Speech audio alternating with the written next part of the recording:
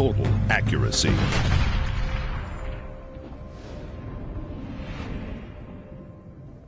We thought about the pad that we put on the original Synergy, the original Inflex recoil pad, and the way that as those ribs deflect that it pulls the comb away from your face.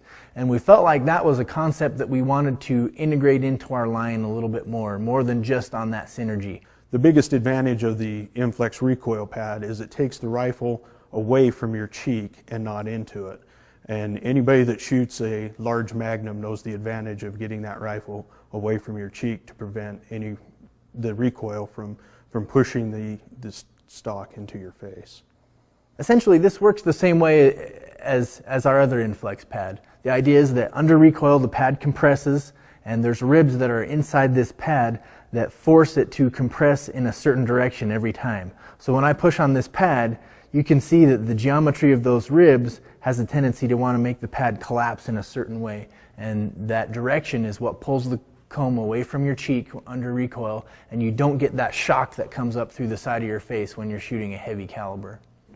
Weight reduction, which, as most people know, can come with a penalty in terms of perceived recoil, but this perceived recoil is very, very well dampened by a superior pad.